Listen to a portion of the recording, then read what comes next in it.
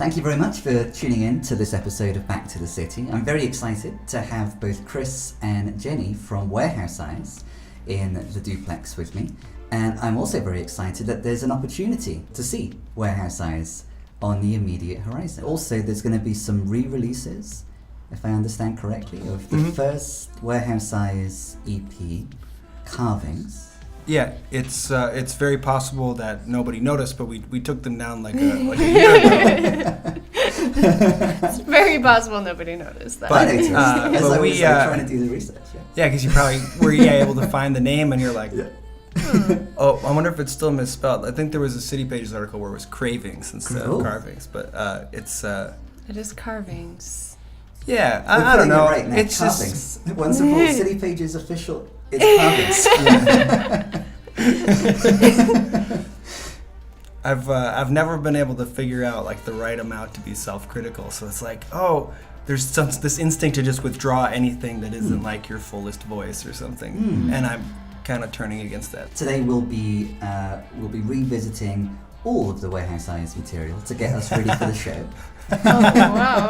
But we'll also be, both of you are involved in new projects as well. So, of course, there's Jennie Lawless, which is by now a band that you front. It is a band. Yeah. Mm-hmm. And are there any opportunities to see the Jennie Lawless band? Yes, coming up on the even more immediate horizon. Okay. June 21st. Which is tomorrow. At Icehouse with Sleeping Jesus. Nice. And Andy Cook. It should be a really fun show. I believe doors are at 9 p.m. Music starts at 10, something like that. What can we expect from your set tomorrow? So the Jennie Lawless set is kind of like a more playful version of myself. A little less sleek and pop forward like Warehouse Eyes, and more gritty, while still maintaining a sweetheart view of the world, if that makes sense. That does make sense. Yeah. So there's a lot more distortion in the guitars. There's like heavier guitars, a lot of distorted bass. I try to downplay the synth more in this project. You play the synth still? Yeah, but I still play the prominent? synth, but it's more just to fill with pads. It's less highlighting of the synth. Okay. But I do some vocal looping, so that's kind of something that's different than Warehouse Eyes. Some of the songs are completely based on loops, because I used to play by myself without a band, just me, synth, drum machine, loops. Yeah, so the Jennie Lawless project has been around for a while, and there's been lots of shows of that nature. Yeah, I've probably done like a dozen at this point. Yeah. But most of them were super low-key, just me by myself, trying it out, see what I wanted to continue doing and what I wanted to change. So it's all been kind of exploratory in a live setting, if that makes any sense. I've learned a lot from playing by myself, because I think with Warehouse Eyes it was really easy to, once I stopped playing synth, it was easy to take a back seat and just be along for the ride, super cash. Yeah, makes me think of Drive, the song. Yeah, it's like the song Drive. But because Chris and I shared the responsibilities of being band leaders, and oftentimes it was really more Chris than me, this was really my first experience being the sole proprietor of a band. Yeah, so not just the sole songwriter, but now the sole front person. The sole front person, the sole band leader, organizing everything, doing everything by myself, getting all these people together. It's been quite a learning experience, but really empowering. Yeah. And I think it would have been really hard to do if I hadn't had Warehouse Eyes as my first experience. Yeah. In the meantime, Chris is also working on new music. Yeah. So what have you been up to, Chris? I essentially have started a new project without playing live at all, and I'm about halfway through tracking a record. Actually head back into the studio yesterday. And Headed. Yeah, very excited about it. It's I released some stuff under the name OSO. Yes. Last year sometime, and I liked that material, but it was like just not quite right in terms of what I wanted to perform live, and so I'm sort of working on a full-length LP that's different enough. I'll go under a different name, actually a name where then people could just call me Chris, which was under the name Christopher Gale. And so the new material will be Christopher Gale. Yep. Yeah, and the Good Hue EP, Good Hue, yep. which is what was released before, was OSO. Yep. And you were just telling me before the interview where that OSO, it's kind of like an acronym, effectively. Yeah, it's pretty dumb. It was like beg to differ. I think it's charming. No, I think what's it's kind of silly about it is like it was almost my own private thing. I think I told a couple people about it, but not a lot. The progression goes. There's a museum in Mexico City called the Museum of the Object of the Object, and I just really liked the vibe of the object of the object, because it I'm sure for them it means something, but for me just reading it, it's just sort of had that like tangential vibe of something that didn't mean anything at all, but it just sounded, felt kind of good. Like made me feel smart just to hear it, like the object of the object. It's very, as a scholar, I mean, it is a very academic thing. Objects and subjects all the time. Yeah, just trying to distill like all of reality into like the simplest thing it can be acted on or acting. Yeah, exactly. So and that comes through, I think. So OSO stands for object of the subject of the object, which is the same in Spanish because that's how I read it first. There's objeto del sujeto de objeto, and I don't know. And then OSO is also Spanish for bear, so there was just this circular thing that I liked. I like it a lot too. Yeah. So as you were just saying, that distilling reality to its most kind of abstract or essential component, like activity and passivity. That's why in scholarly, there's all this talk about the object and the subject. So although you said it's kind of silly, I think it's I think that thematically, as we work through some of these songs, the idea of being an object, the idea of being a subject, the idea of being objectified, some of these issues will come up. So yeah. Well, it's funny because I remember like when I kind of made the decision to name it that, I definitely like spent some notebook time and had like a reasoning why that actually made sense, because I just wanted sort of what's the comic book term? I wanted like a retcon reason why it meant something. Yeah. And but I can't remember what that is now. I don't remember what it was. Warehouse Eyes was, in Bob Dylan's mind, lyric worthy. Is that where the band name comes from? The song "Sad-Eyed Lady of the Lowlands"? Nailed it. Yes. I think Warehouse Eyes we gravitated towards because mostly of the sound of the words. In fact, the first several times I heard that song, I thought Bob Dylan was singing "My warehouse has my Arabian drums," which I just loved. I love that line better because he's like singing this like 12-minute long song, and he's like, and just so you know, if we need some Arabian drums, I've got a warehouse full of them. But then your band, Warehouse Has. The Warehouse Has. Warehouse Has, yeah. Which would be a little more like object of the subject of the object. Bob's Warehouse. Bob's Warehouse. Yeah. And Lawless is a great name. Well, Lawless I borrowed from Lucy Lawless, Warrior Princess. That's not my true last name. When I moved here, that was like my internet identity, so to speak. So when we met, you were Jennie Lawless. Yeah. So I was kind of like disappointed when you had this Norwegian name. I like Lawless. But yeah, everybody here just assumed that was my name, so I went with it. That makes sense. And it's also badass. Yes, it means something, doesn't it? It's not just a name. And is there a significance to the lawlessness component, the being outside of the law? Well, there's also this Joanna Newsom song that kind of runs through my head when I think about it too. She sings, "Lawlessness, lawlessness," and I just think it's so funny how playful she sings those words.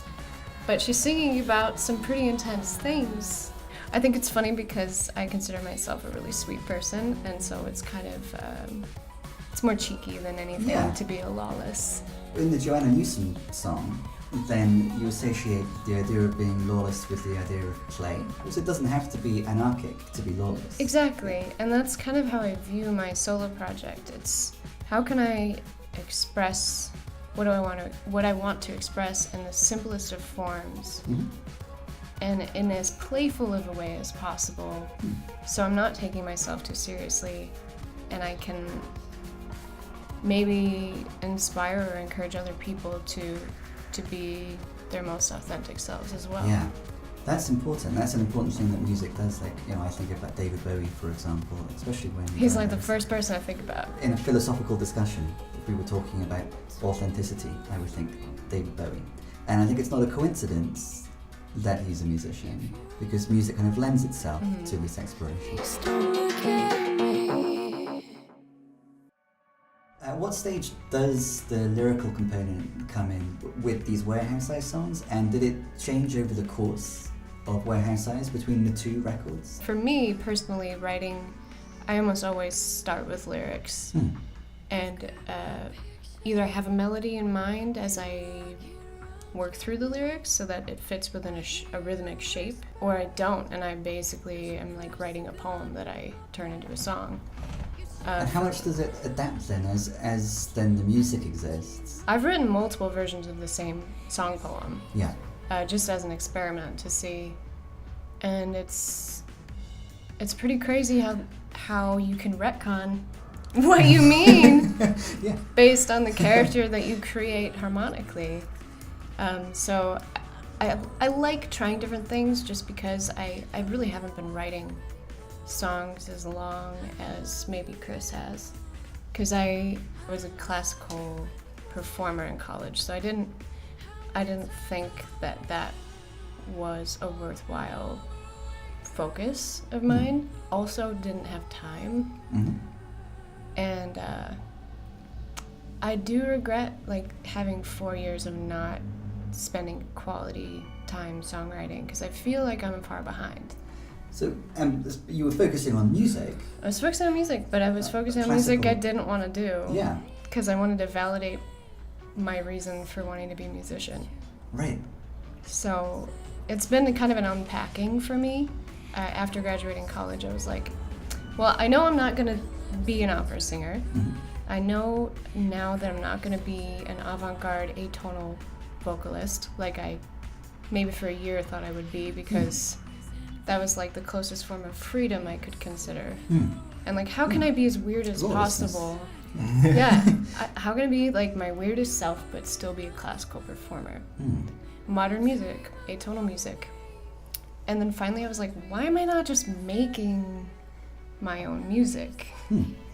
And so that started right around the time that I met Chris, and we just... Did you meet here in Minneapolis? No, we met my senior year of college. I was like a year from graduating in Iowa, where I went to school. And we just kept in touch, and then I moved to Minneapolis like a year after I graduated college. And Chris and I were basically dating that whole year, sort of. Like just long distance. I was living with my parents, not spending money, saving money. And then before I even moved to Minneapolis, Chris had booked us a gig, and I was like... Oh, and were you Warehouse Eyes by that point, or is it? I think I think it might have happened right then. We booked our very first gig as me. As Jennie Lawless? No. I think As it was Jennie my real Jennie L. As Jennie L. Mystery Norwegian. I think we were pretty soon. We were Warehouse Eyes pretty soon after that. We were Warehouse Eyes like within a gig or two. So this basically. is the genesis story of Warehouse Eyes. Yeah, it started as me, my purest Norwegian form. People who work with me professionally, who see my paychecks, know what my real name is. Although I do have a sole proprietorship as Jennie Lawless, so I think if you wrote me a check as Jennie Lawless, I could cash it. What, you mean assumed name? Assumed name. No, I think it's a sole proprietorship. I paid $50. I bet. Okay. you published it in Minneapolis. I had to publish it in a business That's like part of the rule journal. if you want to be able to like accept checks. I felt so embarrassed. I didn't want to be in there. It's like a classified. Oh, because my home address was in there. Do you think there's anybody who like reads? Move away from your name. Yeah. Reveal your address. Right? Like that seems Defeats backwards. The object of it. Defeats the Yeah, object of the the subject object of the object. subject. Yeah.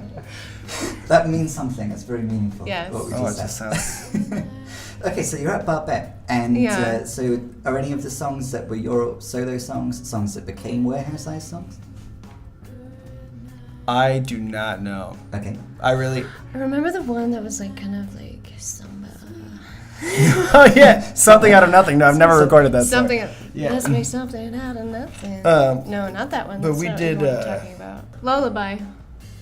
Oh, that might have been the Lullaby first was one. your Okay. song that Warehouse Eyes appropriated. Appropriate. Reappropriated. However you want to. You allowed it to happen. Yeah. But yeah, that was Chris's song, Lullaby. I can't imagine like a two-piece version of Lullaby, because so we can hear Lullaby right now. We can't, but they can. No, And it's just piano. Eventually, we integrated a little drum machine that we found yeah, at a because I was garage going to say sale. the percussion seems so Yeah. important. Oh yeah, that song is like it's all like the the blown out drums. It's Yeah, Yeah. which is not what one expects from a song called Lullaby. No. And that that's always intrigued me about that song. Yeah. The fact that the It's lyric, a very sexy lullaby. it is. You're like, I just want to go to sleep. Come on. Come on. I feel like Stop dancing, seducing I me, feel like all please. kinds of things that aren't. Yeah. Did it transform a lot? Was it as sexy when it was a piano-based song? No. No. No, it wasn't. No, it was like actually I like wrote that chord progression a long time ago. Okay. Not that it's like special enough to have remembered for that long, but it was just like one of those things that was just lying around. Yeah. And But it was still. but it was still cool. had It's some, it's like, it's a sexy little it's a vibes. little R&B. like it's harmonically strange, and so I just always It remember is. this one little Yeah. switch, and pretty sure I rewrote all the lyrics. Like I don't think any of those were the original lyrics because Okay. I probably wrote it in like 2004 maybe. A baby boy. Yeah, yeah. Yeah. So it became more sexy Yeah, Yeah. I'd say so. Well, and as you became more sexy. Sexier. Yeah. the band. I think we tried to record like the start of like 8 songs for that first EP. Okay. But There were 4 actually songs similar on to what I'm doing right now. Like Yeah. we played once live before, but we started recording that, sort of creating our identity in the studio. So I think we tried a couple of things. We were like, no, this one doesn't feel really right. Actually, we tried recording "You Can't Get Here," which is on the OSO EP. Yeah, we did. And what else? We actually still have a couple sessions that one of these days I'll finally like. What else was there? We had like a waltz. It was about like a Oh yeah. a girl like discovering herself or something. It was kind of like a creepy It was, carnival. it's got some waltz cool. vibe. It's got some cool vibes to it. And we did like a full-on piano ballad. But listening back, it's like makes me feel sedated because it's just so slow.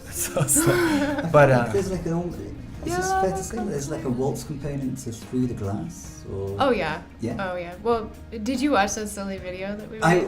I don't think it's silly, but It's I cute, Did, it's I cute. did watch the video. Yeah, so I watched all the videos. I'm just trying to remember which one was that. So it's a little like wind up, you Yeah. know, animatronic. the That's- coin powered The Musée des Musée Mécaniques. Mécanique Yeah. in San Francisco. Yeah, and it's interestingly kind of very cute. Like it's cute, but it seems also there's like a sinister vibe as well. I think. Oh, it's totally sinister. Just Yeah. like, you know, old artifacts kind of can become that way yeah. over time as they've degraded. What, you know, wouldn't have been considered a creepy doll in 1920 is most certainly a creepy doll now. Yeah. I mean, how did clowns happen at all? How you did know? clowns happen? Yes. That's a crazy concept, though, to think of like the creepiest clown you can think of in like 1960, and everybody's just like, oh, what a cute, happy, funny I clown. want him at my kid's birthday. So No. you were asking me whether I'd seen the video, and I have. Yeah. And it seemed, like I said, kind of sinister and creepy. How did you select that video? How did you go about creating that video for that song? Why Well, does it have that treatment?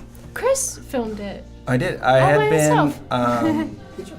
I had been in San Francisco before, and I knew I was going to be back soon. And I'd visited the place, and I was like, just really cool. I mean, there's so many that I filmed that weren't in the video either, partially because there was a lot of like glass and hard to work around. Not getting through the glass. Yeah, yeah. There were a lot of Chris you have reflections. the reflection of like a group of teenagers. Oh yeah, people in the background, like tourists. Are there any moments where we get a bit of Chris if we look carefully? Probably. Yeah. Probably. I did allow We that. basically enlisted our friend Ned's help. Okay. Oh yeah, because he helped us edit editing it. it all Yeah. together because he's actually a professional videographer and has editing equipment and helped us make artistic sense of like Chris's like jarring clips that like didn't just transition very well. Did you know I think it the was idea for had the happened song? pretty fast though. Yeah, I think I was like there and I was like, this seems like a really, because it's got, I mean, the synth tones are kind of carnival-y and it's got sort of that. I mean, there's nothing particularly old about it because these machines are probably like turn of the century at the museum, but I don't know, it just seemed to match up really well, especially like the Ferris wheel going around. I've spent way too long like trying to. I wanted to. I like focusing kept on all the couples. feeding it, and I wanted the right couple to end up in the frame. I don't think I ever succeeded, but that was the one I spent the most time on. I was like, I gotta get this Ferris wheel right. And then later on, you made the video for Tokyo. I think that was actually before. Okay, because that also has a Ferris wheel. Yes, it does. Which Yeah, is yeah. the right couple in the Ferris wheel in that one too. No, this guy who's now our friend, David Ashton, just was living in Virginia, D.C., and just reached out to us and was like, hey, he played, I really like he's this song. he played intramural make you a basketball video? with my Yeah. brother. Okay. And he had Oh, heard yeah, the song 'cause and he when your just like brother wanted lived to in make a Virginia. video and we were like, oh, okay. Yeah, and he's like like- that was, we actually had no creative input on that. Well, he What asked do you- us, he's like, do you want to know Yeah. what my idea is, or do you want to be surprised? And we're like, we're surprised us. I want to be surprised. So when you eventually saw the video, there's this couple. I think when it goes into like a guitar-y bit, they're on the roller coaster, which then shifts into being in the car. Then It gets dark. It gets dark. Yeah. I was happily surprised by that. Yeah, I was happily surprised too. That was suddenly that. Yeah, because it was became- like, oh damn, is this just gonna be a cute carnival album? But then it got real. No, it out-sinisters through the glass at the end.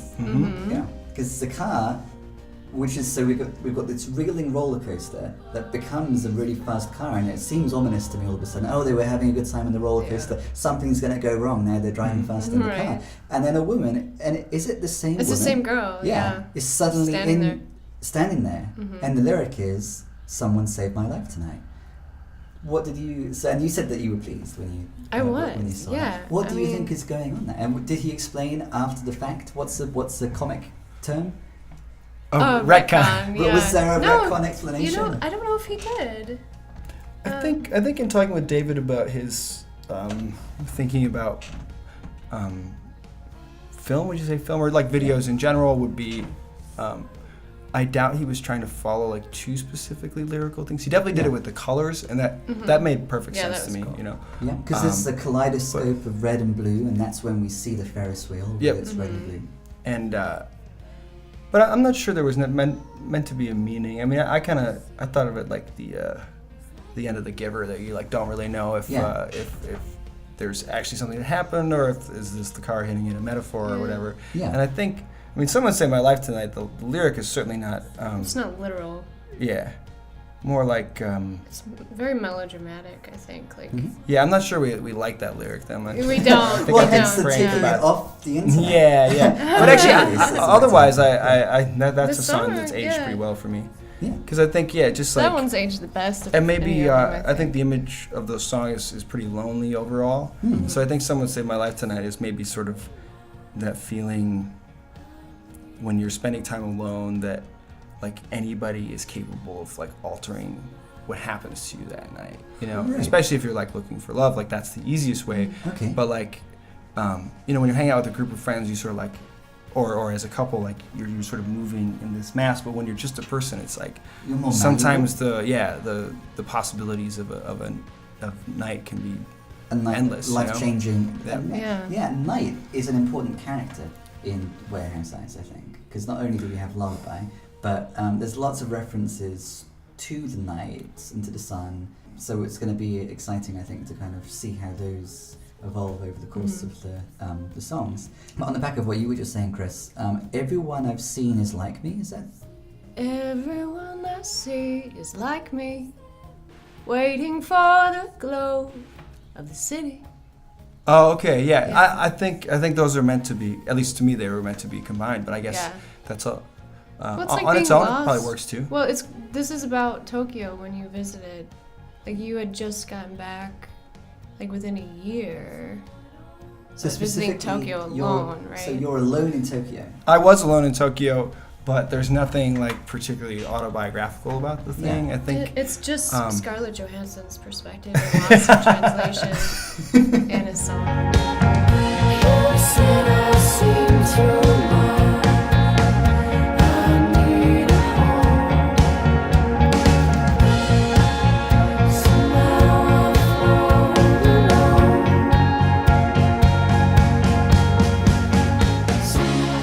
Does make me think of that movie, like her being alone with a partner is not giving her any time. There is a relationship in this song. Let me try and find the lyric. Partners. You said I've seen too much. You said I've seen too much. I need a home. Like I need to ground myself. I don't want to be floating, traveling anymore. So it's kind of like a couple, maybe growing apart, not seeking the same things anymore. One person is still in need of discovery.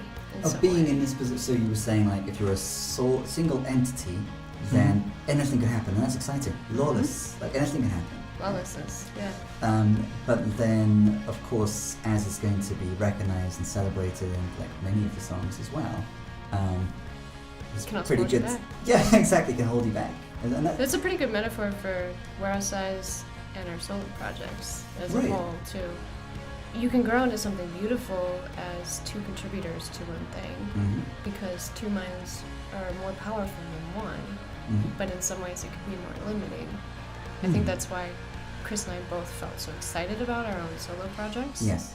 Because like you're just gonna fight when you're both working towards the same goal but have different ways of approaching it. It must be really difficult with bands in general, but especially if there's two front people. Yes.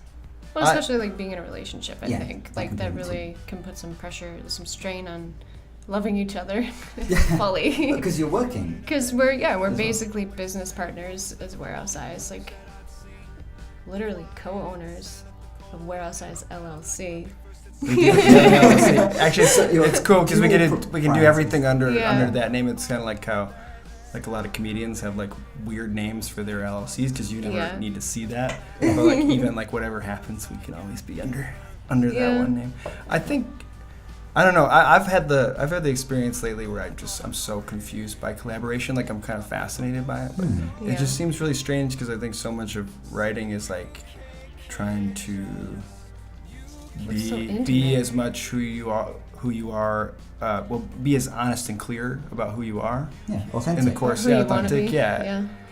One of my favorite comments about being yourself resonates with me a lot, in that like Grimes said, if I were truly to be myself, I would never perform live because I'm too shy. Okay. And also performing is something for an audience. Right. And I relate to that a lot because I'm not like an out there extrovert. I don't like getting up in front of big groups of people and just, speaking my mind, which is what I'm doing as Jennie Lawless when I perform. I'm telling people how I feel and what I think. From one perspective, you are like fully the Jennie Lawless subject. Subject and object. From another perspective. Keeps coming up. Things act and are acted upon. Callbacks. You're nailing them. But then also you are, of course, the object of the audience's focus. Yeah. That's what wins as a performer, and it's especially interesting as a performer because you think, on the one hand, Bowie again is a really good example because Bowie is so performative. On the one hand, you think, oh, he's so expressive of his true self. But then on the other hand, you think, it's a show. Right. And it's both things. And it's a really interesting paradox that, we wouldn't want to resolve. As a performer and as a musician, like, you find yourself in this interesting spot. Yeah, you're amplifying who you are in a lot of ways. Like, Bowie wouldn't just become a queer icon if he wasn't a performer, Yes, exactly. Like, he would just be a guy wearing, more feminine clothes on the street. But he wouldn't become a queer icon in the way that he did. Yeah. And that's what's so powerful about having that platform to stand upon. The song that you'll be releasing later this summer Mm-hmm. Ended up being very collaborative. Partly as a result of that, there are so many different versions, because this, like, even more so than when you're a solo singer-songwriter, if there's multiple people determining the lyrics, determining the structure, everything, then you end up with all of these different possibilities. So that's where Warehouse Eyes kind of got to and kind of is. And of course now you have the solo projects too. Working chronologically through Warehouse Eyes, Cravings, are those all written by Chris? Not Give Me Light. Give Me Light was Jennie's initial seed. Yeah, that was the first Warehouse Eyes song I ever wrote. That's pretty darn collaborative. But otherwise, it would be pretty much all me. So that's. But they were very much like still within the realm of like considering what we were up to. Like Through the Glass was pretty early, and we that was kind of our guide. Like it was kind of drive soundtracky, and that was like at least when we wrote that, it's like right around that same time, and we were really enjoying that vibe and trying to write in that vibe. Yeah.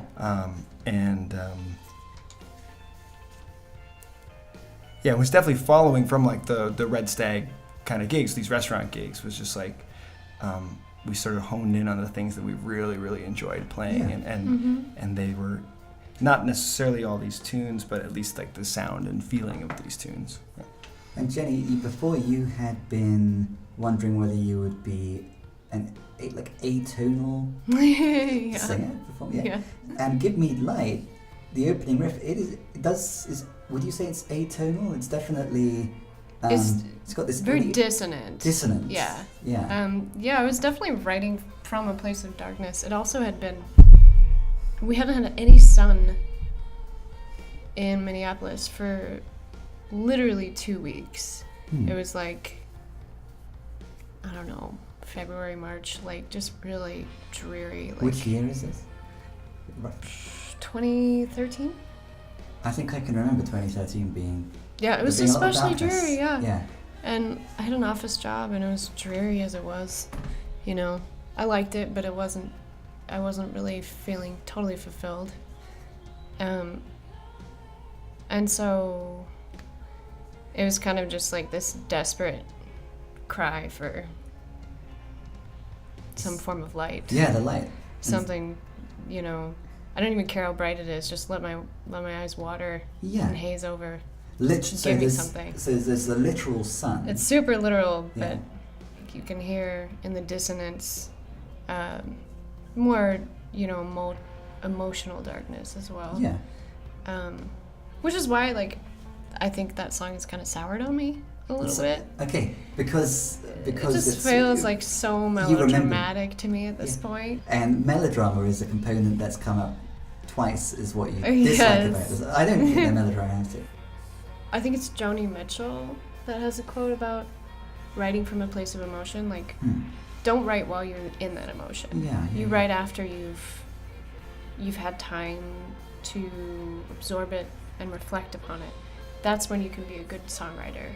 You can't be a good songwriter in the heat of that emotional moment, because it's just going to be too cathartic, and you're going to be embarrassed, to be quite frank about it. Like, that's what I've always experienced. It's still communication. Personally. Like, you can write a song like that for yourself, if for some reason, you know, writing how much you hate an ex or something, like, if that makes you feel good, that's great. But like, maybe, like, why would you want to sing that song to somebody else? Like, there's got to be a reason for that connection. Yeah. And I think it's not like a lesson you've learned, but maybe just like communicating what happened in a way that's, I don't want to say universal, but just a way that's a little more distilled. It becomes less like, this is my experience, and more like, this is our how can experience. other people make sense of it? You know, me and an audience.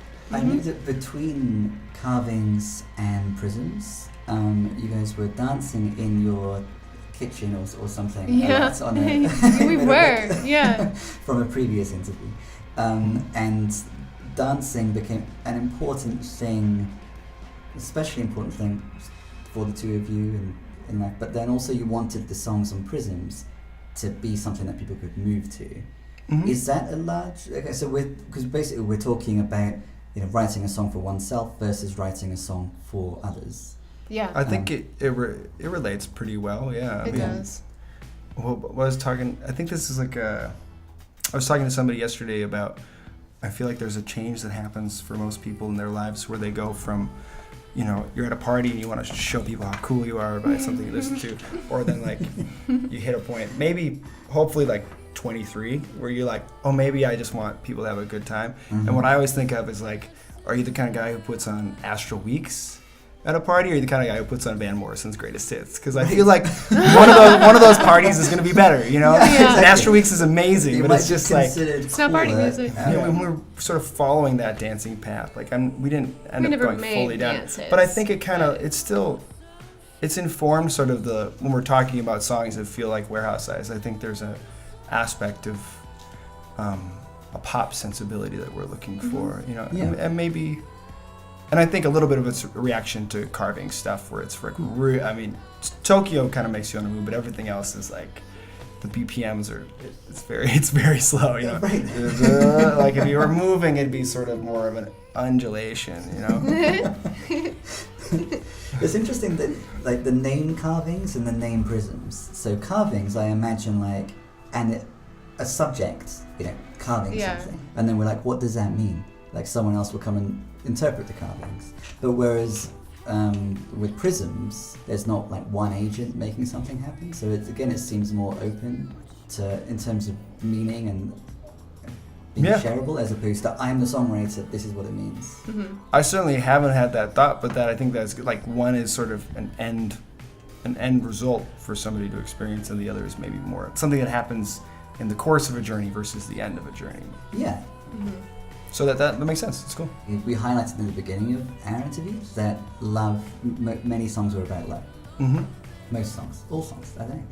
Also, No. Making plans for Nigel. Making plans for The Nigel. greatest love song of all time. We love Nigel, though. He's going to be happy in his world. We love Nigel. The lyrics to the songs in Prisms, they could all be read as love songs. But you were saying before that you can use love, the language of love, to describe something that might be, and that would be a way for people to get into it. Yeah.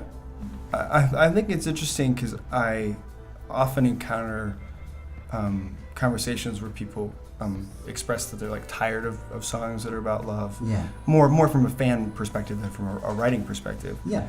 And it's never made sense to me, and I think my feeling about it is that love is something that we all understand and have an experience that is fundamentally unknowable. Yeah.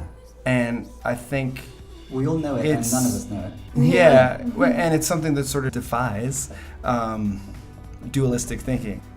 I think what we're talking about is this is a great way for us to talk about something that happens in our life that matters, but to sort of impart more of a sense of unknowableness. I'm trying to think of an example from love, Prisms, but love is sent through a prism, Yep. and the prism basically fractures the light or the love Mm-hmm. in all these different perspectives, right?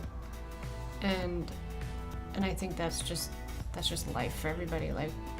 What we experience is just different versions of love. there are things that we experience that are really meaningful and feel that way that can be hard to fully impart to somebody else. I don't know, what. I have rearranged my love to surround you, that lyric, for example. Totally, that's So where does that come from? How does that relate to what you were saying? That's from Dry. Yeah, I don't necessarily know exactly what that means. Yeah. But I liked the rearrangement because that's an aspect of falling in love with somebody where making plans for Nigel, you're changing your plans. Yeah. Staying You're being in love with somebody, you're yeah. my, and I think but that's boring. That's really boring to be I just met a girl and I'm gonna cancel my plans to hang out with my friend in Madison this weekend. That's not that's not song worthy. Yeah, that's not a good but there's something beautiful about that. Yeah. About the altering the altering of your life that somebody creates, and so in this case, the language of love, which we find in all of the songs on Prisms Mhm. is being used to explore a situation which we could understand outside of like thinking about love, just where you're adapting who you are in light of like through interacting with someone else. Yeah. And in this case, it's a lover, you know, and that's probably the case, you know, the clearest case of this kind of thing. Sure. Yeah. Well, and this one is kind of like teenage love. It's from the perspective of a younger person who hasn't matured into another understanding of love. So, like, we've all had that friend, I feel like, in high school or college, but usually younger years, Yeah. who suddenly just stops hanging out with you. Because all They're of a just sudden not they're around in Oh anymore. wow, I've never thought of it that way, but I like that. Yeah, like they your friend they've who disappears rearranged, whenever they have like, a girlfriend. Yeah. Like Yeah. they are so Very high school experience. in it. Like they drop everything. I've rearranged my love to surround you. Yeah. Fuck all those other people. Right. Um, And also everything I was doing before. and everything I was doing before, like I'm gonna quit my, you know, my fly Pottery class. fishing. Yeah, I'm gonna quit everything because you are my future. You're all I care about right now. But it's, you know, it's not having a lot of perspective Yeah. because you're just seeing in the now. And I think to be able to maintain a relationship, like a healthy relationship, you do rearrange your love, Mhm. but you don't rearrange your love to surround a person anymore. Okay. Yeah, you're certainly not just that one person, Yeah. Mm-hmm. because you lose yourself and I think, yeah, just like in terms of like from the initial lines perspective. Yeah. Like when I wrote it, I really like that interpretation of it, and even mine's not really what I was thinking yet, because I think I was thinking more about like, because that Drive is the most explicit love song, so Yeah. maybe more Yeah. like the way, you know, somebody loves, maybe like when you're in a relationship with somebody and maybe you have some image of the person you're meant to be with or something. Mm-hmm. And where does that image come from? Probably not from anywhere, you know, fundamentally true. So it's some like movie that maybe, you've seen or and maybe not just like, oh, I only date brunettes or something. More like, you know, just in many different ways. Like you always thought the person you fell in love with would be a fly fisherman. Like, I mean, it could be something like that or something much more general about their personality. But I Yeah. think rearranging my love could also be like the way love happens, just in an inner experience. you could change your sense of what your idea of what love Yeah. is to suit the Mhm. experience of love that you're Yeah. having, which Yeah. is which seems like a more optimistic, kind of promising. Yeah, or it thing. could be Yeah, a really little dark. evolution. Yeah. It could be dark too. Yeah. Like somebody justifying being in an abusive relationship. Like Oh, you wow. can, Oh, yeah, I lower my Here we standards, go. like, dude, lower you can my interpret sense. a Yeah. lot Yeah. from that, and that's what I like about Prism. What you were describing made me think of the most recent single, Without You or Me, because there it seems like, let's see, Okay, without yeah, that's you, getting real abstract. Yeah, it's very much so. Without you, where would our love go? Without me, where would our love go? To the stars from nothing at all. Which reminds me of like your first song at Barbette, where was it like all from nothing or something? Oh, something out of nothing. Let's make something out of Yeah. nothing. And you're totally right to link those two together, because it is sort of that conception of thinking about your love for somebody else as separate from you and them. Okay. And I think I don't know, maybe there's something true. I think there's something true about that. You know, where it sort of takes on a life of its own in some form. I think The so. love does. Yeah, and so It's there's that becomes question. a It's like, separate if we entity. weren't like that, and it's certainly like a very loving thought, where it's like, if neither of us existed, like it seems like this Wouldn't exist. this would exist. Would It exist. would. It Yeah. would. Oh, okay. That's So like it's the question. It's like, without you, where would our, like, how could a connection exist without two people? Well, maybe it could. I think that understanding of love is where that teenager who has the perspective of rearranging their love comes to later in life. Like, Okay, so once they've oh, matured. my love is shapeable, but it's its own entity. Like, and it can be joined with another person's love. And I think the stars are another just thing, like it's kind of fun to It's just like, imagine out, all these out in space. connections Yeah. that never happen, just like Yeah. floating around Well, in and then space. on the cover, which is this is my DIY green screen just here. Chairs in so, space. so this is Yeah. currently depicting the 2 armchairs. Oh, nice. And so yeah, you have these 2 armchairs positioned, and then they're in space with the stars. Mm-hmm. How did you come up with that, Jenny? Yeah, I Yeah. did. So how was this the right image? for Well, I that mean, song? it started out really literally, where I wanted to have the image of 2 empty chairs, without you, without me, without you or me. And so I got my friend Carla to meet me at the St. Paul Hotel, and we found these 2 empty chairs, and we were going to take pictures. We did take pictures, but she had this beautiful, like 4x5 inch, like film. You know, you put the cloth over your head, like real film. She had to go send it off to get developed, and so I destroyed her picture to the extreme, There's where the remnant of those the outline chairs of were like chairs. literally me, like on the computer, like with the pencil tool outlining the chairs from the St. Yeah. Paul Hotel in the photo that she took. Oh, interesting. So the chairs, Yeah. just like the people, like it's called Without You or It's Me. just a So ghost of a chair. It's without it's without the Yeah. chairs, but it's also with the chairs. Yeah. The same kind of thing, like with this image exists without the chairs. It does exist without the chairs. Yeah. It's not a photo anymore. Yeah. But so yeah, that's really interesting. And so love being something, we could think of it as something which is like a creation, like a song is a creation, like, you know, especially these more recent songs, like collaborative efforts that you've created together. We could think of love as something like that, but then also you're referring to love as this thing which we can't really like pin down. Like we all know the experience of love. That's why human beings, it's not coincidence that we all like love songs, listen to love songs. I feel like love is a wild animal that Yeah. some people just learn to tame over time. We have a new dog, a new foster dog. Yeah. So I've been thinking a lot about, like, you know, Training. feral animals, Training, training. Yeah, it's interesting returning to the idea of the wild as opposed to, but related to the anarchic as opposed to as related to the lawless. These songs and these lyrics about love like mean something to everyone because there is, you know, we could think of there being like a law of love. Like, Yeah. But then also if we think, oh, I know the laws to follow. Like if I'm a songwriter and I'm thinking, I'm going to write a love song that everyone will relate to because I understand love. It's not going to work. Yeah. Because not everybody's going to think that love is a feral animal like Jennie Lawless does. But I can't wait to hear the song. The first Jennie penned Warehouse Eyes song was Give Me Light. Yes. And we were talking about the darkness and then the sun. So when the sun shows up, is it the sun? The first day you came back, I stared blindly at its rays. It's an interesting conflation there of like a person coming back and the sun coming back. Is there? Or? Well, it's one of those things where you start with a pretty obvious metaphor that you make sense of in other parts of your life. Yeah. Just thinking that you need something, but it's really out of desperation.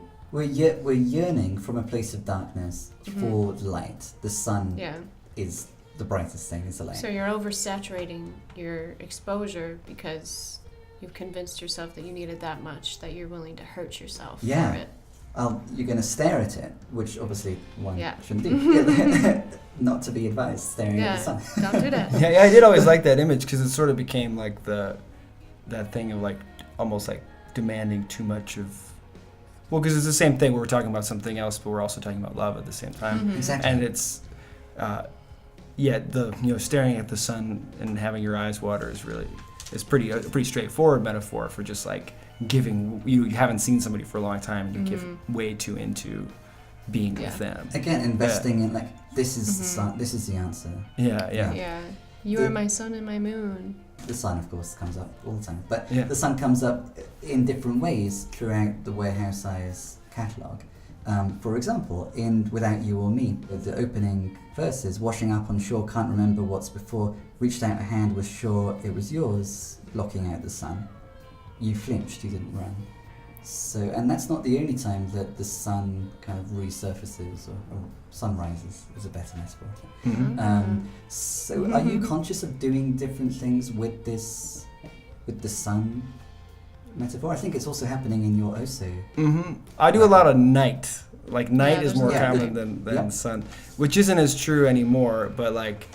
Tired of the night. You're Well, tired yeah, I of the night. think maybe less than the truth. I think about the night and the day is like almost reversed from what you might imagine. Because what we were talking about Tokyo, like there's something about like night is sort of like foolish, endless possibility. Yeah. And the day is more sobering. Like you get up. Yeah, the night And is you're like like- when you're you're high like- and you think you have a great idea. And then Totally, you're yeah. not high anymore and you're like, And the day is like when you Oh. send like 3 or 4 hours of emails. You know, you're just like I can only send this Very many sobering. emails. Like There's that. a reason why we have the phrase "in the light of day," like in the Yeah. harsh Oh, light- yeah, in the harsh totally, light of day. yeah. Like, that idea isn't Yeah. as good as I thought it was. Yeah, and Yeah. there's a song on the OSO EP that's "Tired of the Night," which is like probably going too far into that metaphor, where it's just I like love straight that up, just song. like I don't. I want to. I guess just be more realistic. Yeah. You know, because there's a heartbreak to that too, where like at night you just imagine you can be anybody. You can be multiple people at once, really. It's And like then Bacchanalian or Carnivalesque in a way. The idea of it's amorphous, you can transform. I mean, I think I'm not sure if everybody would relate to this, but I think there's sort of a tragic feeling to the realization that you really only can be one person.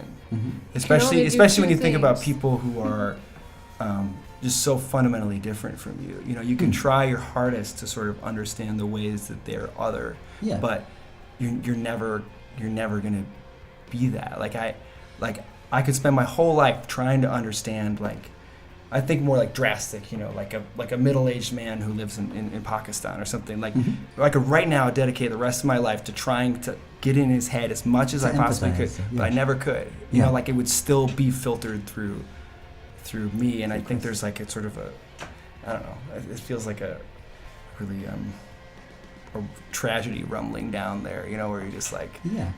it's kind of a bummer. You know, you only get one. You only get to be one person. And especially as you get further Yeah. through your life and you make like career decisions or whatever, then Oh, yeah, then you're absolutely. on a Just certain narrow track and narrow. and you can change. You can decide not to be the A-tone singer, for example. You can Right. decide to be Yeah. Warehouse Eyes and Jennie Lawless. But the more choices we make, the more we've made a series of choices that have led to us being on a certain track.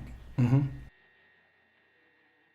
So yeah, Tide of the Night opens with the idea of a woman who knows that the night will be there waiting. She gives without feeling. So she gives without taking. the night. That's That's morning in the that's song. It's morning. It's morning. Gives without It's taking. without taking. Yeah. So can you just expand on that a little? Let me think about the it. idea of morning. Morning she gives without taking. Even though she's always waiting. What's the third one? Well, because She then knows it's night will be there waiting.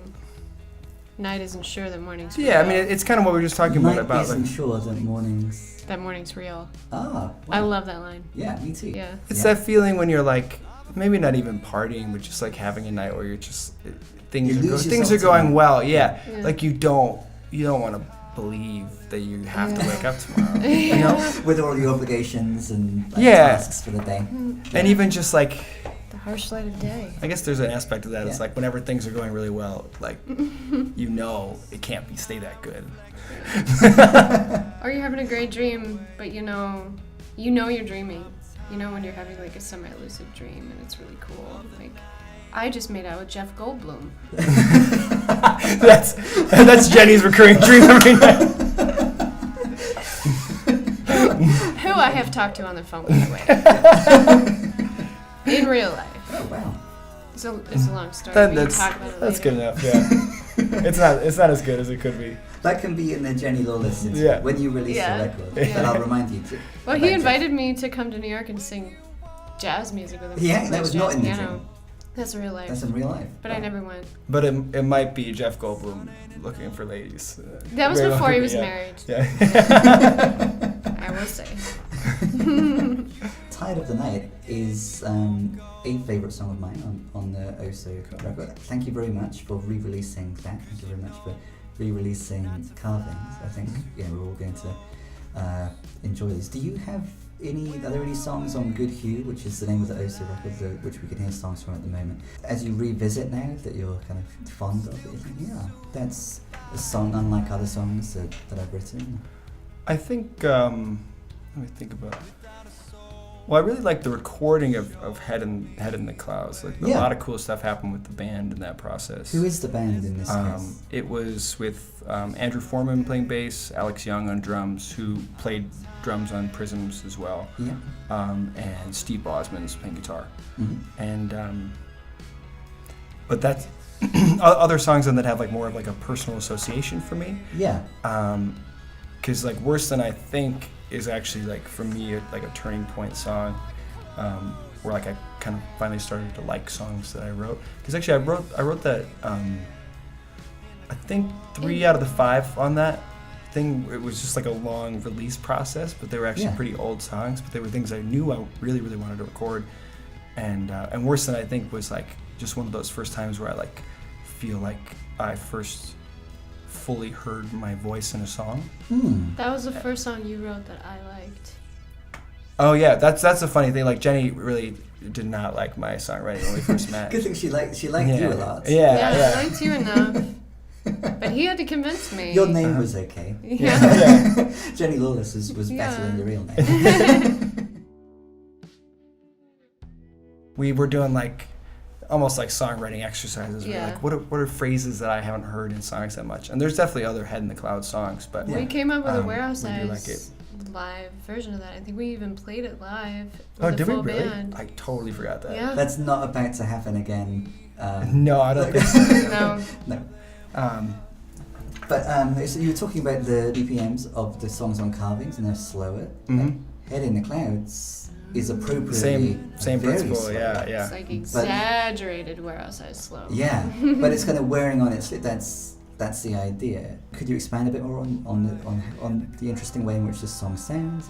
Sounds like someone's got their head in the clouds, doesn't it? Yeah. Well, it was not as aggressively slow at the start. Yeah. It was like a party song to start. Yeah, I think we tried it multiple ways.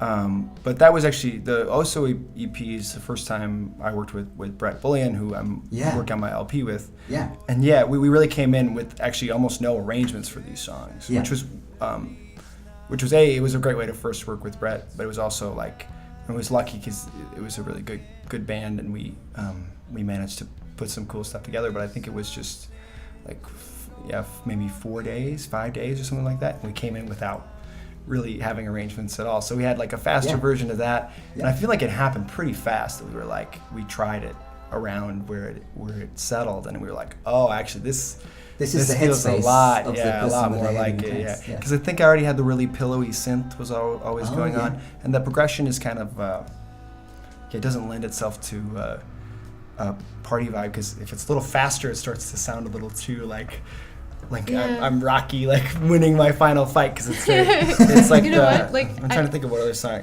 I wasn't convinced. Like Home Sweet Home. That's like it's the same in a different Home key Sweet progression Home, as the Motley Crue song. I'm on my way. I'm on my way.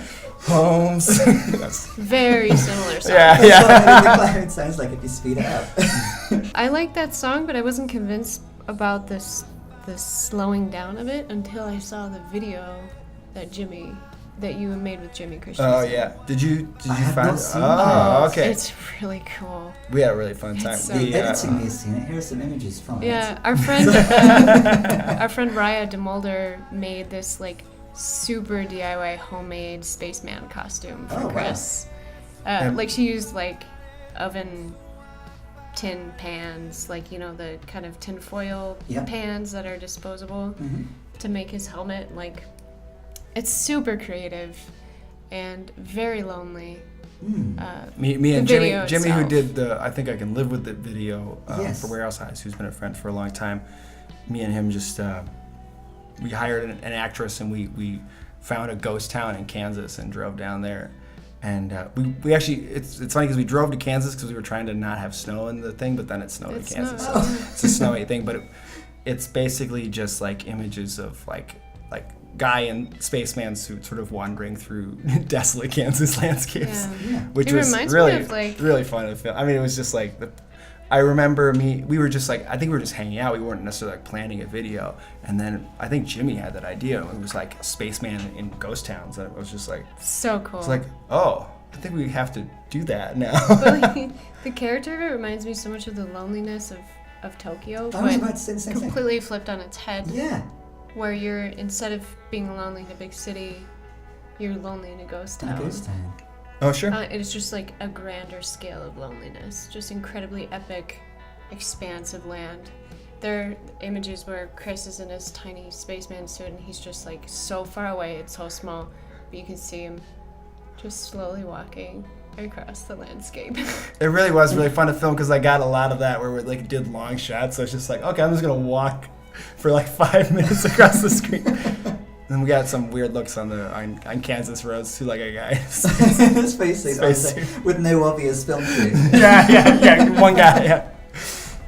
It's interesting that the lyric is kind of embracing this state. Mm-hmm. I've got my head in the clouds, and I'm not coming back down, and yet we can witness the loneliness, the sadness of the solitary figure at the same time. Do you see what I mean? So like elements of, if we watch the video, like elements of how it sounds, the lyrics in particular, and kind of like celebrating especially that the like slide guitar, super slow. I'm trying to think guitar. about the verse lyrics to that song, because I think that song for me is a little more like tone poemy. Like I was sort of really trying to follow lyrics like very linearly, and it's I think I had a party image in my head. That's how it started. Yeah, like these summer nights we found like they're more just like trying to think about like how like a teenage party feels like as a really inner experience. Yeah. You know, and I think the celebration of put him head in the clouds, it might be getting stoned, but it also might be more like just like giving into a moment and maybe the confusion of the moment, you know, because I think a really good party is almost always pretty chaotic and confusing, not necessarily like loud and not everything, scary but like necessarily, those the kind of nights we're talking about that like you don't want the morning to come are often things where like there's like multiple emotional and things that are happening all at once. You know, you see a friend you haven't seen for a long time, and there's a girl you like there or whatever, like all these, but they're sort of combining in a way where you're like, oh, never mind, I can't process all this at once. Anyway, I'm just gonna let go. And some that could technically happen in the daytime, but for some reason it doesn't. It's easier at night. Yeah, I mean, because of this, the social gatherings are happening at night. But there is something about the night that kind of, I don't know, it seems the right setting. But and then when you wake into the light, you're still consumed by it. That's the lyric, isn't it? Oh yeah, totally. Just like you're and maybe that's more about like my current state in writing that song. It's just like I can't fully give in to the day, you know. Yeah. But that's also being like a professional musician. Like your day can start a little later than most people's, and so the day is pretty short, really. Which suits you just fine. Yeah. And you're not going to damage your eyes by staring at the sun. Yeah. So the opening track on the Good Hue EP, which is re-released today, is Worse Than I Think, which, as we've already established, was the first song that Jennie liked of yours, and the first song that you liked of yours, not coincidentally. Yeah. I love it too, and I especially like how counterintuitive the opening of the song is, in particular the lyric. You don't have to hide from me, I know you're worse than I think. What is it about this song that made each of you think, oh yeah, this is the song which is like the first of like the new batch that I'm really... I think the reason it's meaningful for me is that I feel like I was successfully vulnerable. Like one of the lines, like, yes, you have the voice I crave, without it I might wash away. Like, if I learn to sing like you, I'm like tremendously scared of not being a good singer. So it's like that was sort of a vulnerable moment for me. I think the chorus is sort of just like a little more detached, thinking about like what you actually want. And actually the whole image is associated with my grandmother, who I never really knew very well. And her name's Mary. That's where the name Mary comes from in the song. And she, but I have these cassette tapes of her reading her own poetry. And I think I had been listening to that, not like right before I wrote this, but I had sort of listened to it and thought about it a little bit. And so the voice I created was actually about a speaking voice, because she had just a really lovely, like, husky voice. The name I'm going by on this new LP is my grandfather's name in reverse, her husband. So that How so in reverse? Because so my middle name that I go by, Chris, is my mom's last name. So her dad, his name was Gale Christopher, and so that's where Christopher Gale came from, because it's his name in reverse. Why did you select? Because we began by both of them, and so my grandmother Mary from this song died when I was 8, but my grandfather Gale died well before I was born. But they're an interesting archetype for me, because they were both sort of like sophisticated people. Like Gale was a lawyer in Chicago, and he was the kind of guy who like listened to Mahler a lot at home. Don't you do that? And and my grandmother was like fluent in 3 languages and grew up in I don't know if her dad was, I can't remember exactly why, but she grew up outside the country for the most part. So she just sort of had like a pretty adventuresome life, and was that kind of person. I mean, she was the kind of person who wrote poetry and in Spanish-speaking countries. Yeah, she wrote poetry in Spanish too. I also speak Spanish, so like there's that association. But I think is there almost something intimidating about how impressive? Yes, but it's also this aspect that for my mom and we're really diving into this, but for my mom and her sister, my Aunt Judy, they weren't great parents. Like they weren't, they were kind of into their own thing. I mean, they were doing all these, listening to Mahler and writing poetry and all these things that for me are sort of images of like, of a person I wanted to be. I mean, I've always kind of like been a reader and a person who just absorbs a lot of things, but then there's sort of this question of like, what's that for? What is the image of who you want to be, and why does that matter? And so I think that song, and I doubt it's very lyrically clear to somebody else, but for me, I was successfully vulnerable with myself, and I think that's why I liked it. Because let's see, so it's Mary and like I made a world, but at what cost? I think that's sort of thinking about being a songwriter, really. I made a world, but at what cost? Yeah. And so analogously, can't see a man with both of my eyes is like, maybe I'm not in a moment enough to actually look at somebody as fully other. I think that's kind of what I mean. So do you care more about like being impressive or being successful or being present or being like it's... What if my way is all wrong? And I think actually now that I'm remembering this, the second verse I think was a lot more like, I like wrote things that like surprised me, because and sort of like the worst, and I think that's kind of about, are you being a good human if you're making all this art but you're not being attentive to the world around you, to the people in your life. Absolutely. My image is sort of an imagined memory of like, because I think in my family, like I would have gotten along really well with my grandparents, we would have had sort of lame conversations that you don't want anybody else to overhear. It's just like, we're the chosen ones. That line to me, you can't say that and not sound like a douchebag. Right. And so it's sort of like, and also it's not true.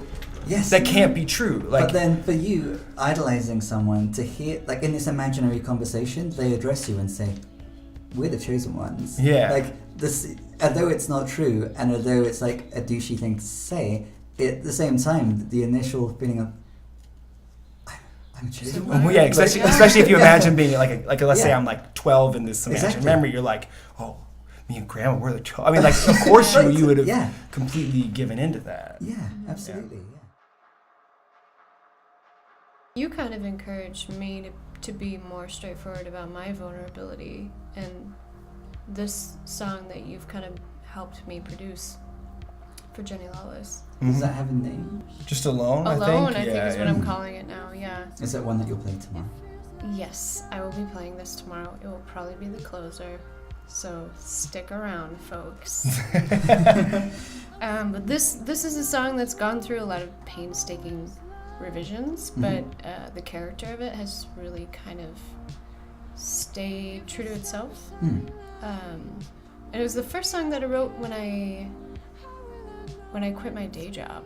It was a really pivotal point in my career as how I viewed myself as a musician and a songwriter in particular, because I no longer had that trustworthy 9 to 5 or the paid vacation or all these perks that I relied upon, but also that I gave into as excuses for why I wasn't really working on music enough.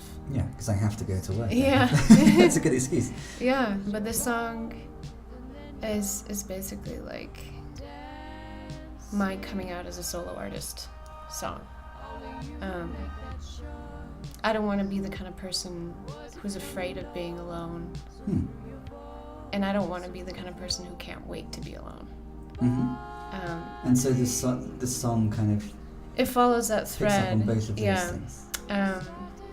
It's kind of, in one verse I talk about kind of looking up to a person for their confidence and just being who they are all the time and not just acting. Because I've noticed that even at home I act. If I'm performing alone in my basement, I put on a show. Yeah. Even if nobody's there watching. I'm always just so self-aware. Yes. I really admire people that don't seem to be, because there must be some sort of freedom there to not worry about what you look like when you dance. Yeah. Dance like no one's watching. And so exactly. Yeah. How did you make that choice to not care? I kind of want to get closer to that. That's kind of what this song is about. Yeah. And you feel like you are getting closer to that with the Jennie Lawless project? I think so. Yeah. I feel really good about where I'm headed. Not that I didn't feel good in Warehouse Eyes, but I think, it's hard to be strong as an individual in a collaborative environment. But we came up with some really cool things while we were successfully collaborating. Yeah. And there was this magical moment that I'm super excited about where we both just started harmonizing together out of nowhere, singing a completely different melody. And it was just like magic. And that became essentially the hook of to the this song that you're closing. This is going to be what you're singing in your head and hearing in your head after the show. And it's really bizarre how we just came into this.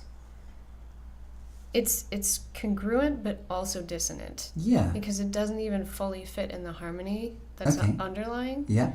And it's just so bizarre and otherworldly and really cool. Can you recreate that bit, just vocally, the harmony, do you think? I'm gonna go for it. We should try it.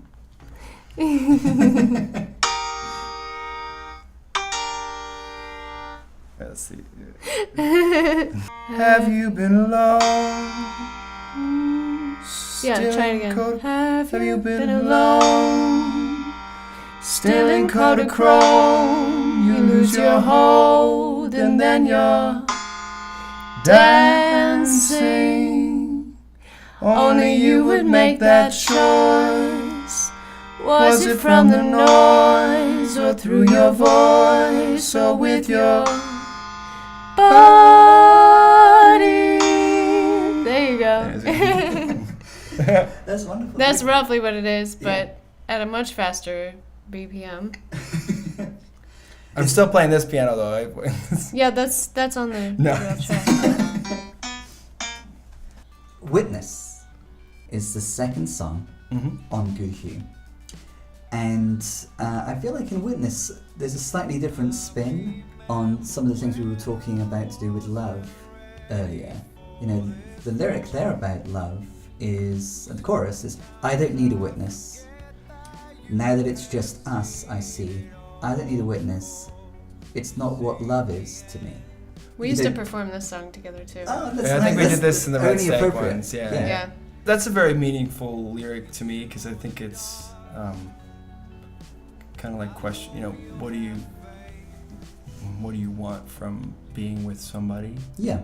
And I think I mostly still stand by that, even though it's kind of hard to separate that role of a partner. Because Jennie and I have been together for like 6 years. And you're very public because you're from people. Well, Yeah. What's funny is that like we tried to hide it as much as possible for a while. Like, yes. Not hide is right. We're just it. underemphasized. We just didn't want people to bill us as a couple band. Sure. Or a husband and wife duo. Mm-hmm. People actually billed us as a husband and wife duo before we were even married. Right. And it was super frustrating because you can't make assumptions about people's relationships or their sexual identities. Yes. But these assumptions were being made. Yeah, I'm not straight, but I am married to a man, so it complicates my identity to be in a husband and wife duo. But like I want to make it very clear that I am part of the queer community. Yes. Even though I'm married to a man. Yes. And so like it was really important for us to play Pride Festival last year. Mm-hmm. That was kind of like my first public coming out, so to speak, of being like a bi woman in the music industry and in like a seemingly straight relationship. Bi erasure is a very common thing in especially the queer community. It's easy to not feel like you're part of it. But it meant a lot to me that we were able to perform that and that there was a positive response. In a lot of ways, it was kind of validating for me in my identity and like just being able to be heard and let other people know that your identity is completely valid regardless of who you're with. Yes, absolutely. Yeah. Or how you're seen. I didn't really come to that understanding until I felt stronger in my own identity publicly, because there's a lot of pressure, I think, on bi people in straight relationships to be like, no, you don't talk about that part of your identity because it gets too personal. Like you're gonna make people start thinking about you intimately. Well, it's the concept that not true. It's the concept that sexuality only sexuality exists in is only action. Sexual actions. That's not true. Yeah. It's an identity. I think a lot of relationships and strong relationships end up that being the dominant aspect to it of watching somebody change as you grow together, or even if it's not related the way you change, Yeah. And I think actually, pretty sure I first wrote that hook separately from the rest of it, and I think I was thinking of an old couple, and I think it was like a... Yeah, you were. So it was and it was cute. It was a really cute image of like two... old... I was actually... The reason the EP is called Good Hue EP is That was the next question. I did this little self-created artist residency at this place called the Anderson Center in Red Wing. Okay. Which does more traditional artist residencies where you have to apply and stuff, and but only for 6 months out of the year. So I lived there in December when they weren't doing that, and I just paid rent. I was in between places, so I just I want to go stay at this mansion.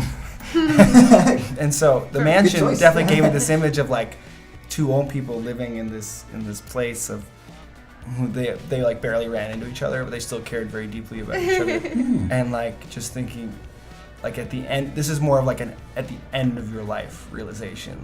We've been together for this long, but it wasn't really about that. It wasn't about only being here to observe each other. Okay. And I think I personally I feel Without You or Me is kind of the same way. I love defining things by saying what they're not, because I think it's a lot harder and more constricting to try to define things by what they are. So I think the opposite of not wanting somebody you're in a relationship with to be a witness, I don't really know what that is. So I'm saying that's not what love is to me, but I don't necessarily know there's not a follow-up that's love is this, It's not being a witness. But so you feel more comfortable saying what love isn't than declaring Absolutely. what love is. Yeah. In fact, I'm like doing that exact thing with the song right now. So. You don't know what love is until you've learned the meaning of the blues, Chris. That's great. That's good. I do make visual art too. Yeah, the prisms. The covers are all Jennie's. Yeah. Yeah, I basically like any art that I've put out has been stuff that I made. Yeah. So here is the prisms cover. Yeah. That's talk- collaborative though, because I didn't take the photo myself. Oh yes. Okay. So, Yeah. so we see the back of you just here. Mm-hmm.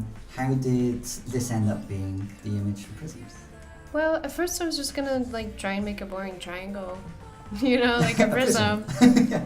And I came up with this beautiful graphic that I made like entirely on the computer, but it wasn't really standing out to me enough. And then I thought about projecting the image onto a different surface to give it some texture or some intriguing aspect of like three-dimensionality beyond the two-dimensional sphere of its existence. Mm-hmm. And I had it projected on my wall in my living room. That's my wall. Over there? Can you do that too? Because I have a projector and it's awesome. Yeah. And it was just projected onto my wall, and I hadn't yet taken down the mirror that was on that wall, and I saw the image being projected onto my skin, and luckily I'm like pasty white enough for it to like actually show up on my skin in the dark. And so I think I asked a roommate, or maybe it was you, like I just took off my shirt, but I wasn't naked or anything. I just took off my shirt and kind of like asked them to take a picture of what that looks like on my back. Yes. It was incredible and really exciting, and so I tried to make it a reality with Graham Tolbert, who took the photos. Mm-hmm. Great photographer. Has done a lot of really cool photography for local musicians in particular. He just went on tour with the Staves. Oh wow! And he did the cover of Sylvan Esso's record that just came out. That's his photo too. He gets around.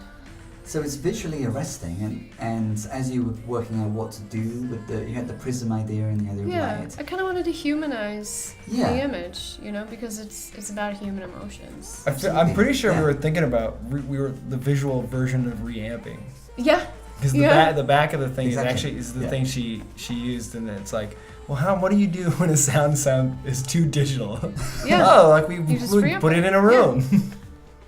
We look at it, we listen to it in a room. You know? Yeah, because that was the problem. It was just too digital. You were using more electronics for this record for Prisms, and in the Rift magazine interview before, you were talking about how that kind of opened up the dynamics a bit more than on the previous record on Cravings. And is there a difference between like the composition of the band as well between the two? Yeah, we switched drummers and guitar players. Yeah. And that certainly changed things a lot. Also, the Prisms, we worked with Lance Conrad from Humans Win, and he was creatively involved as well. I'm glad that you decided that you could live with the record, and of course, I Think I Can Live With It is the song on Prisms. That's one that is very kind of rhythmic and percussive at the beginning, and this is also the one with the other video by the same friend, where there's it's about running away. The song's about running away. And if I understand correctly, you asked lots of friends if they had memories of running away or running away ideas from about home running away as a from home. kid. Yeah. So how did that translate into this video? Basically just like put together this motley crew of kids. This was when I still had a day job, so all of my coworkers had children. These are all my coworkers' kids. Children. Yeah. So we had them sign little waivers, but definitely like broke child labor laws there. But they weren't getting paid, so I guess we didn't break any. No, they got paid in pizza. I'm pretty sure kids are cool with that. And getting to be in a cool music video. That was actually probably the most fun part, was was that they were all the like most fun for really them. excited about being in a video, whereas like, you know, around our age, it's like, they're like, I'm not gonna show up to your video dude, shoot or whatever. It's just like, their energy the entire day was here. oh yeah. The whole day, I was so blown away. But there's someone who like does the thumbs up. Yeah, but like, are you gonna join our runaway crew? Yay, nay. Yeah, and I You think gotta prove yourself to us first. That's kind of like just a very, you know, like kid-like kind of like, are you a renegade for real? Let's see you put on that face paint. Let's see if you're a real renegade. In the video, we like personified my friend's like childhood fantasy of running away by like wrapping her in a fur stole. Like we rented it from an antique shop. Oh, nice. Yeah. And I threw some of my sunglasses on her and my red hat, which I ended up giving to her as a gift because she really liked it. So she got to keep this hat. She got to keep the hat, yeah. That's awesome. Actually, I don't know where those sunglasses came from. Those weren't mine. But she found them. Like, basically one of my coworkers, Hannah, was like incredible and brought like 2 giant boxes full of like costumes for the kids to basically pick their own outfit. Yeah. For the whole thing. So like whatever the kids were wearing is what they picked. Which I thought was really special. I think it made them feel like they were part of the creation of this. The kids are co-creators. Mm-hmm. Yeah. Yeah, totally. Oh, yeah. Which like fits a little bit with the previous conversation before, like contagious vulnerability, contagious artistry. Yeah. You'd much rather be like someone who shows like this is possible. Like be an artist. You know, we can all be artists as opposed to I'm the artist. Like be my audience. Yeah, and like our dancing mentality that we talk about. Yeah, like exactly. Chris's nephew was that tiny little dancing boy in the video. Oh wow. Yeah. Yeah, and like Ethan has always loved dancing, so that was already part of his identity as a toddler. Yeah. And we were just worried about like, could we actually get him to dance in front of all these people without us also dancing with him? Because that's his favorite way to do it, is like everyone's dancing together. Dancing. So it took a lot of coaxing, but like we finally got some incredible shots of little Ethan dancing. So that's like some of my favorite shots in the whole Yeah, he was amazing. He was like a video. 2-year-old, and we probably were filming for like 8 or 10 hours. He was It's a pretty good for trooper. all of us. Yeah, he really. It's a bit like. Well, and he loves. I mean, like for about a year after that video, he was just like, He would watch anytime it we hung out, he was like, "Can we constantly. watch this a few times?"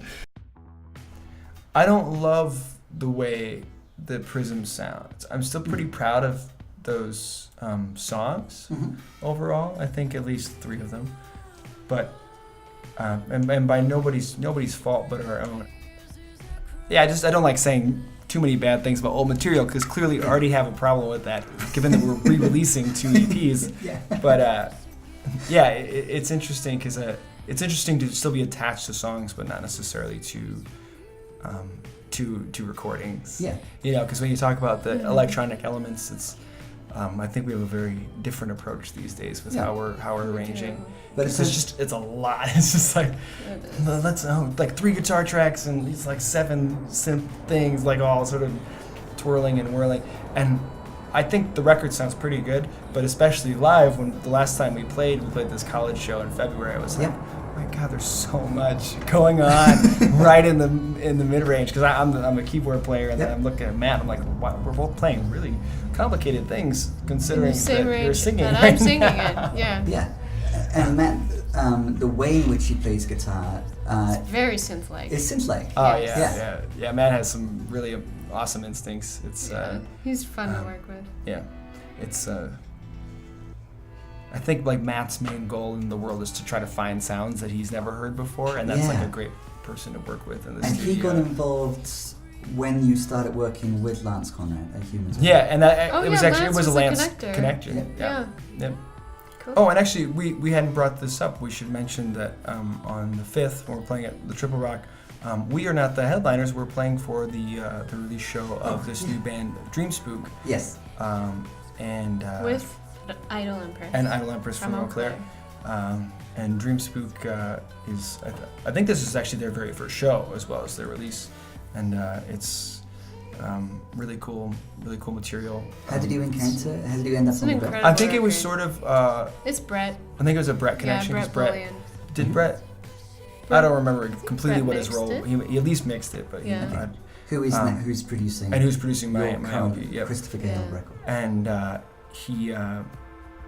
so I heard some of the record at his studio, and then I know Gabriel from before because he had a band called Ancient Mariner, and I'm the kind of guy who does this. I'm like, you just send me your record. Like I want it even before it's released. I just want to hear what people are up to. So I heard it like a month and a half ago and thought it was really cool.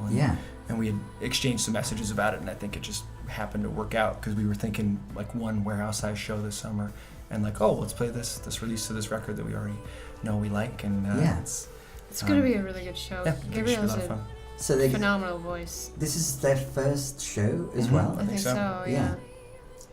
So come and experience Warehouse Eyes for the first time in a long time, but also for the first time ever for the vast majority of us. Like this excellent new record, and that's at the Triple Rock. Yep. On July 5th. July 5th. So, thank you very much for tuning in to this episode of Back to the City. Thank you very much, Chris and Jennie, for coming into the duplex. I'm excited that you're very welcome indeed. I'm excited that we have the opportunity to again listen to the two records that are coming out again today. So, of course, that's the OSO record.